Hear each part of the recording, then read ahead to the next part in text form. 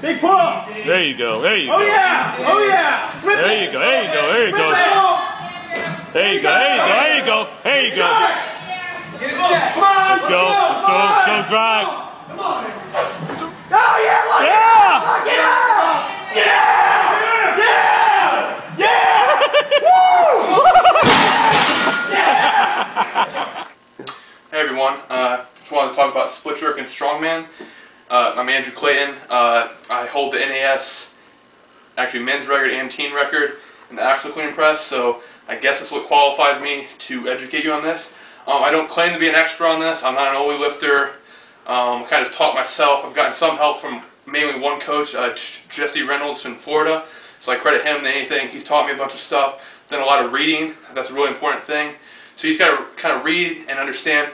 Obviously I've adapted the split jerk strongman, so I want to kind of highlight more on that. So to start off, Ole shoes. I'm wearing Ole shoes right now, and as Marshall White says, if you can't outlift them, then you probably shouldn't talk about the shoes. In my opinion, I feel like you should be able to split jerk or do any type of pressing, either barefoot, almost any type of shoe. There are shoes that are going to hinder you from being successful, but I don't think you should lose the skill completely just because you don't have your Ole shoes on.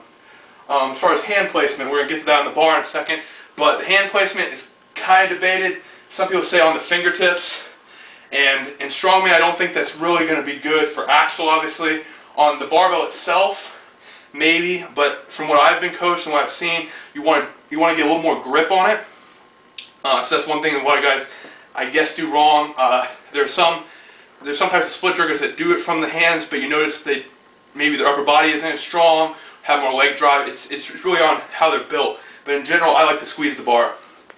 So that's what I put there. On the grip, as far as false grip, I don't think you should ever use false grip on pressing with a barbell. Maybe if you're not using leg drive, but in general, if you're using leg drive, I feel like you need that control of the thumb around.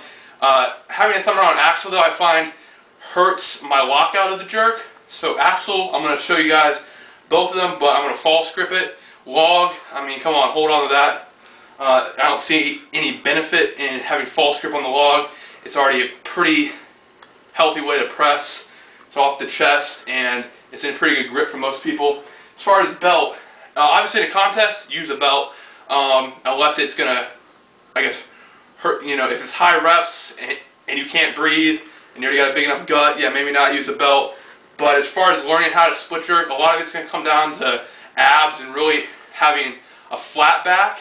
And most guys are taught with the belt to actually arch, so I feel like having that kind of reminds them to arch, which is not a good thing, and you become reliant on it. And I've seen a lot of guys who have a huge, they get a huge amount from the belt, which is, I guess, a good thing, but it's also a bad thing when it comes to like high reps and they're not wearing it. So I'm going to start off. I'm going to move to the barbell. The main exercise to teach, obviously just doing presses with the bar. But once you need leg drive, it's going to start with push press. Activating the abs is very important. So a lot of us have interior tilt. It's actually normal. It's about 5 to 15%, I believe. And so what you need to do is you need to pull the abs in, and that's going to pull the butt down. And so you pretty much are going to sit here. The abs are tight. This will put you on your heels, and that's how you're going to start a press. Obviously on the heels is the next cue. You want to drive through the heels. Athletics, they want to say it's from the toes, everything's on your feet, on your toes. If you're an athlete who's using any of this stuff, it'd be better in sports. Leave that on the field. You need to press through the heels. That's how you're going to get your leg drive. Eyes. A lot of coaches want to say eyes up. Don't ever have your eyes down. I don't think that ever benefits. As far as eyes, you want to have your head straight forward. Eyes might look up slightly, but you don't want your head to look up slightly. Again, it's not athletics. You don't need your head up. I don't think we're going to be hitting anyone. On the delts, the bar is going to rest on the delts and not the hands. A lot of guys who are younger who don't have a big chest and delts, and I guess back as well, will try to rest it on their hands, lower on their chest, and you're not going to get leg drive there unless you keep the bar motionless, which is impossible at high weights. So you should almost be able to take your hands out of the equation and be able to just rest it in the rack position, and obviously not try to press, but that's really important. And on the dip, I'm going to teach that on the bar again. You don't want to go too deep into it because then it becomes a squat, and as we know, partial squats, we're going to be able to lift more than going through the whole range. So the same thing's true for the dip. As far as percentages, if you guys want to hear that, I believe some things show that like 8 to 10% is good. In general, what you want, have the camera go down here, is you basically want your knees not to go past your toes, because then you come up onto your toes. So yeah, so let's move to the barbell real quick.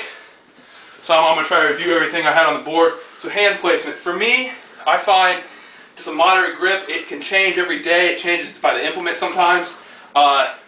There's people have talked about having a wide grip on the jerk. I don't think that's really beneficial. It hasn't really shown to be helpful, even though you don't have to press it as far. In general, just get a pretty normal grip. Sometimes people like it in. You shouldn't have your hands actually on your shoulders, which I can't do without weight. You want them just outside. So I'm going to grab the barbell, and then I'm going to set up. So it's on my delts. Now how I get set up, obviously I'm on my heels, if you look down. Now, some people like their feet kind of pointed forward, and for me, I found that doesn't work. I kind of have tight external rotators, so I kind of point them out a little bit, which a lot of big guys do. Now, when I get set to do a jerk, or any type of press, I'm just going to do push press first, I try to do everything at once. So, when I take a breath, I'm going to squeeze, sit back with my abs tight, I'm on my heels, and that's how I ready myself. I do everything at once. So, I might be here, drop the elbows, squeeze the bar, tight abs on the heels, and then I dip and drive. It's kind of crappy, need a little weight maybe, but dip and drive. Now there's going to be hips on the push press. I've already trained 3 hours today, so kind of tight. There is going to be some drive from the hips in the push press, but in general what you want to have guys teach is a really fast, explosive dip, not too deep, on the heels. As far as coaching, don't let your athlete go up in weight on the push press until they have mastered the skill. That's a great motivational thing, because if your form sucks, you're not going any heavier. So no one wants to press like 135 all day. So don't let them go up just because they're motivated. So I'm just going to throw these weights on the bar real quick. And I'm actually going to progress from push press into split jerk. John, if you can get a better angle so they can see my face as I'm talking to them. So this is really lightweight. So I'm going to grip the bar, pull under it on my chest and deli, get the beard out of the way. So I'm going to get set up on my heels. I'm going to do a push press. So, okay, again. And obviously this is really light, but here we're going to go to split jerk. So again, resting.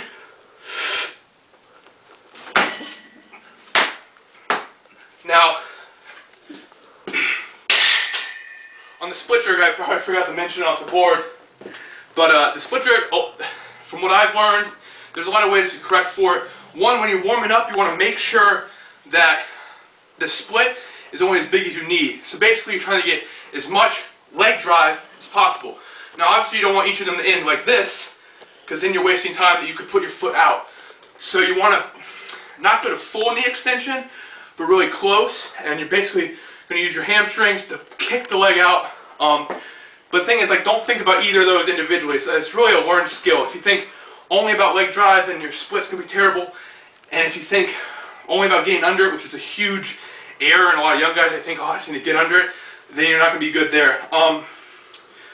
As far as the correction, when your arms are above your head, you should correct halfway with the front foot and halfway with the back. Now for me, I had the left forward.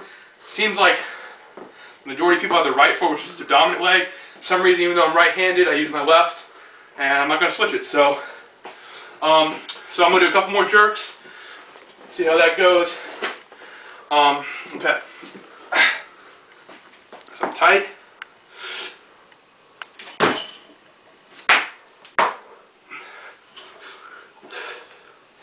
Now, learning to breathe on the rack position is really important. I'm a little out of breath. I'm talking, but you really need to be able to know how to breathe here after a clean. So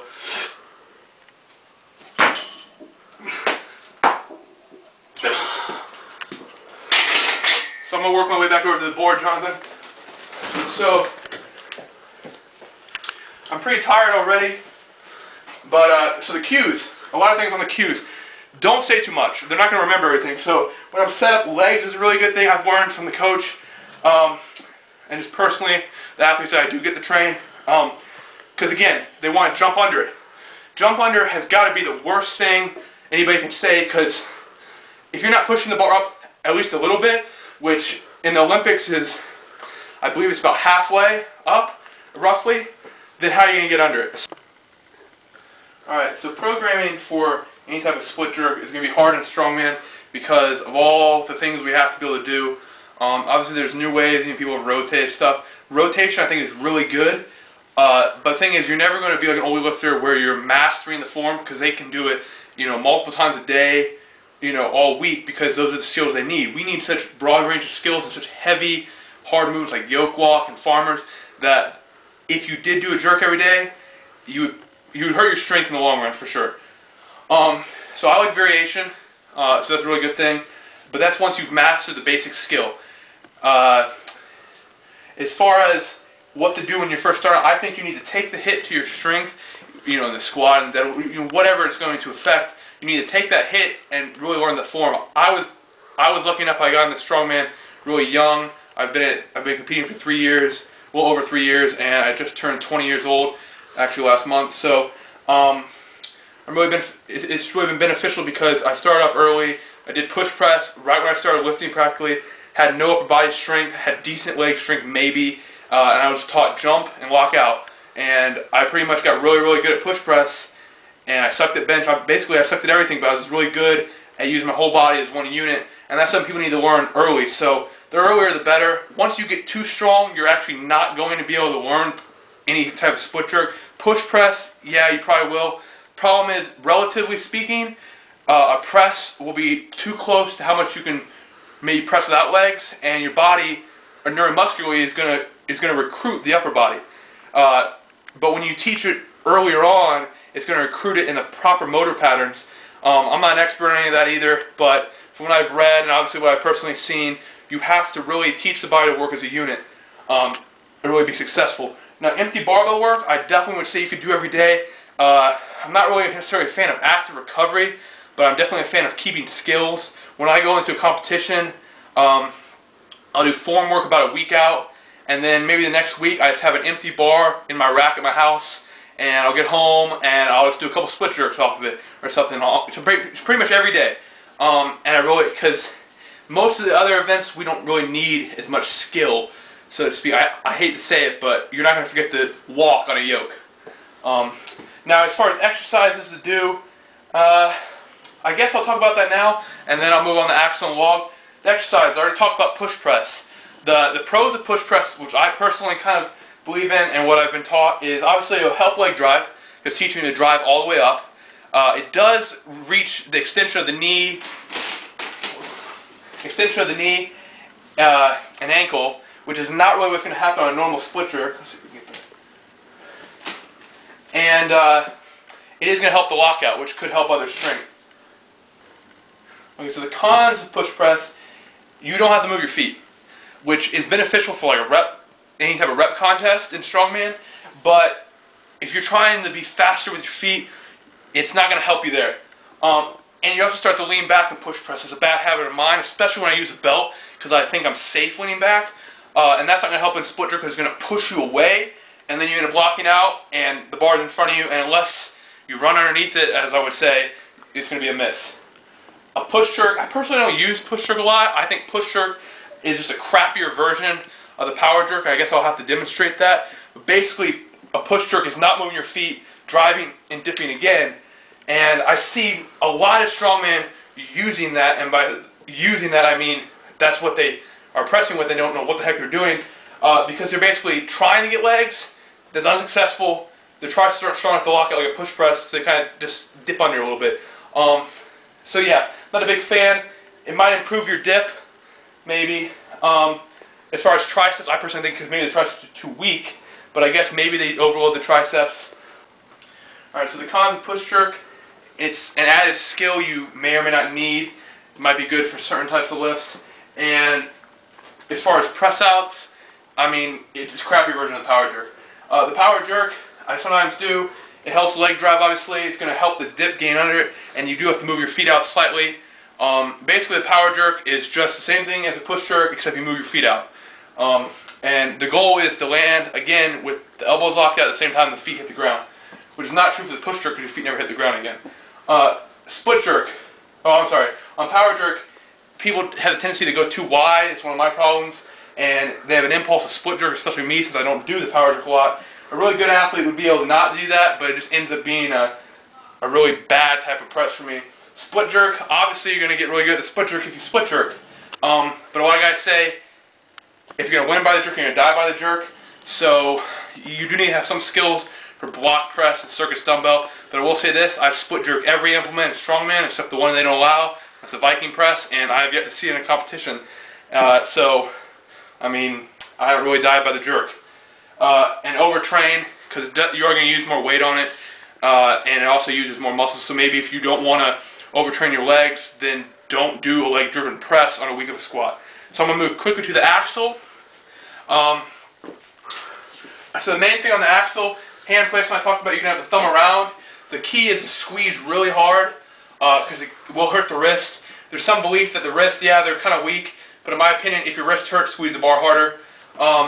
Now, having a false grip, I'm still putting a ton of pressure with my wrist.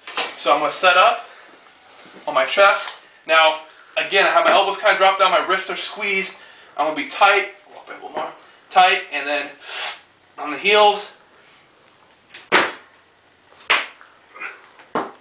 Okay. Now, just to show you guys the power jerk and the push jerk, this would be a push jerk. And actually, though, moving my feet. So this is a push jerk, and this would be a power jerk.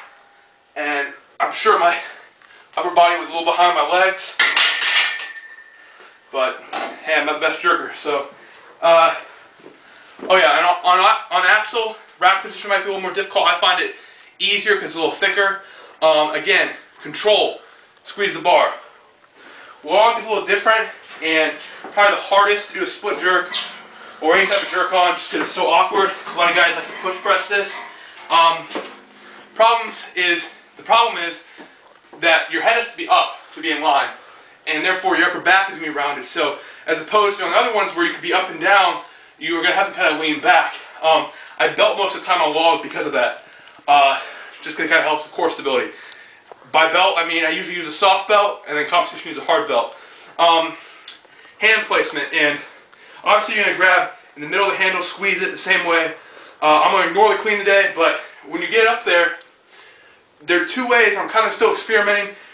I would say either straight up and down, which takes a lot of back strength to make sure the handle doesn't tilt in your dip, or slightly back. It seems most of the presses have a slightly back angle. The ones that have it straight and down usually strict press or push press. Even Big Z has a slight angle backwards, or it's straight off and then it sometimes gets in front of them. So yeah, so clean. I'm gonna clean it real quick, and then I'll do all the presses back to back. Angle the handles down is a general thing. Lap. Push press. Push jerk. Power jerk. And split jerk. Now, split jerk, I find, goes forward more often because the log is already set forward. So you really have to take an attempt to try to push it back. Also, because the arms are, externally rotated, for some reason the elbows at the top when you're reaching have a tendency to kind of unlock as opposed to when they're not rotated. So you really have to have some press out strength on the log. I rarely hit a PR on the log where I didn't have to relock out the elbows, so to speak. Also, getting really under the log is difficult because one, it's scary because the log sticker and letting go of the log in some crazy position could hurt your wrist, your elbow, pretty much anything.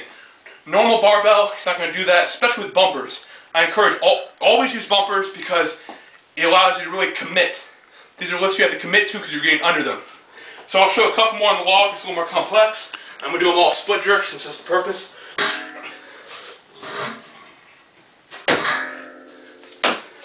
There's a tendency to look up. Try to look straight forward.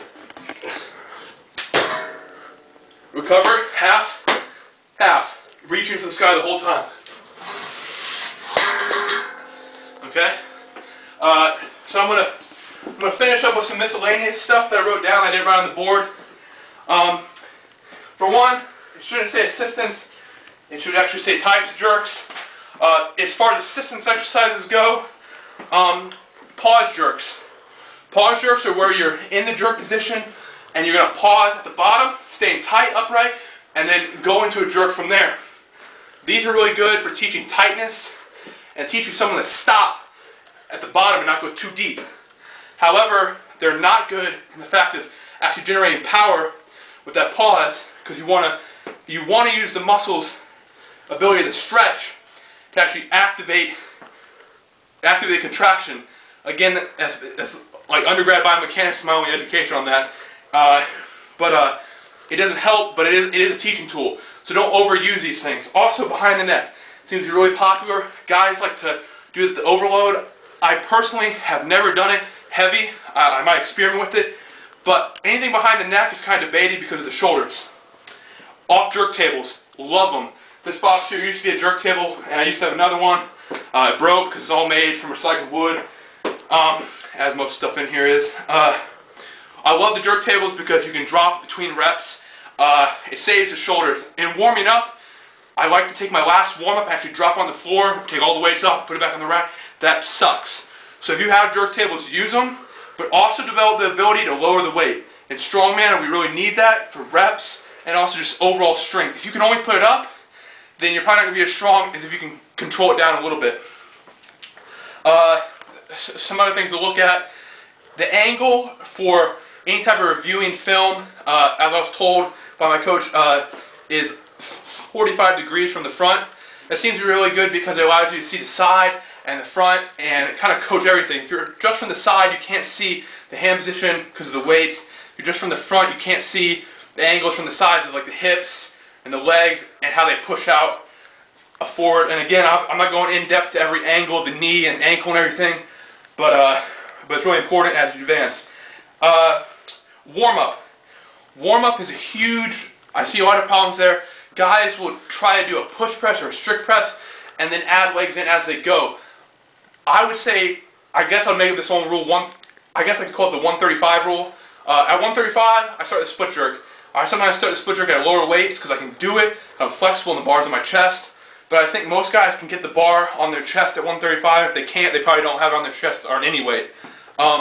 You need to do it often in warm-ups to build the skill and activate the proper the neuromuscular components to be able to do it. If you don't start warming it up and you go up and say 300 on push press, try a split jerk, I don't know, 340, 350, probably not going to go so well. Though you will have your legs activated because in a push press you're activated. And you're going to want to keep the reps between sets adequate because you want to make sure you come into each set almost fully recovered, if not fully recovered. You're not going to be grinding a lot of weights out because it is power movement. You'll activate the central nervous system, possibly from missed attempts, which could help you. But in general, you want to make every attempt, especially at the beginning. And you want to keep the reps low to add volume, do multiple sets. And for me personally, I'm warming up with usually sets of 2 or 3 so I can correct it instantly after the first rep. But if you're maxing, yes, you're going to have to go down to 1, so you might do multiple ones. I like to keep jumps around 20 kilos right now based on my strength. But in general, 10 kilo jumps or even 5 kilo jumps would be great for a novice athlete. So hopefully you guys enjoyed this presentation. It's definitely longer than I thought, so here's everything on the board.